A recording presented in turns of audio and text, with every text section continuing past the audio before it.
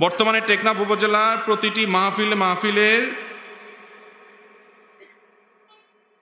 যারা কাজ করেন তাদের অনেকে ইয়াবা ব্যবসার সাথে জড়িত। অনেকে এই টাকা মাহফিলে দিয়ে থাকেন, এটা জায়েজ হবে কিনা? ভাই, নবী করিম সাল্লাল্লাহু আলাইহি ওয়াসাল্লাম বলেছেন, ইন্নাল্লাহা তাইয়্যিব ওয়া লা ইয়াকবালু ইল্লা তাইয়্যিবা। আল্লাহ তাআলা পবিত্র, অপবিত্র হারাম কোনো কিছু দান করলে আল্লাহ সেটা কবুল করবেন। শুধুমাত্র ইয়াবা ব্যবসা না, হয়তো আপনাদের দিকে ইয়াবার কারবার বেশি হয় সেজন্য আপনারা এই প্রশ্ন করেছেন, কিন্তু অন্যান্য এলাকাতে এক এক এলাকাতে হয়তো এক এক হারামের প্রাধান্য বা বিস্তার রয়েছে। যেই কোনো হারাম উপার্জনের টাকা মাহফিলে দান করলে সওয়াব হবে না, বরং হারাম উপার্জন করার যে গুনাহ আছে সে গুনাহ চুল পরিমাণ কমবে না মাহফিলে দেওয়ার কারণে।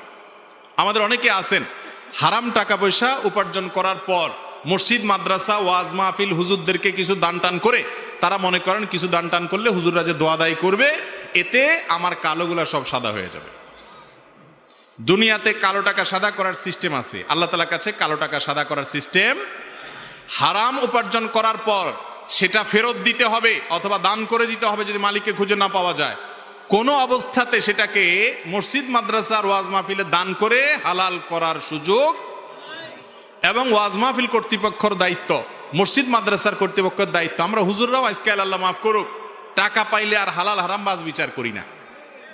শুধুমাত্র মানুষের দোষ দিয়ে লাভ নাই, কিছু দোষ আমাদেরও আছে।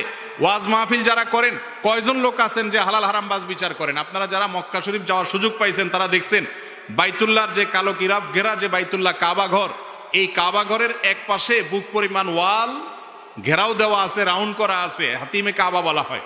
এই জায়গাটা কাবা ঘরের ভিতরে ছিল, কাবার অংশ ছিল। ইব্রাহিম আলাইহিস সালাম যে কাবা বানাইছেন সেখানে এই ঘেরাওটা সহকারে ভিতরে ছিল।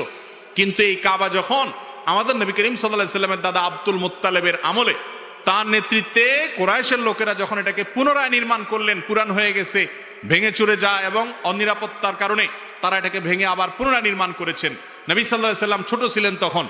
ওই সময় তারা মুশরিক ছিল, মূর্তি পূজারী ছিল, অমুসলমান ছিল। তারপরেও তারা প্রতিজ্ঞা করেছেন যে আমরা আল্লাহর ঘর নির্মাণে কোনো হারাম টাকা নেব না। এই জন্য সমাজে ঘোষণা করছেন যার টাকা টন টন করে বাঁচবে, হালাল, কোনো ভেজাল নাই, শুধু সে দিবে আল্লাহর ঘরে, বাকিগুলো নেওয়া হবে না।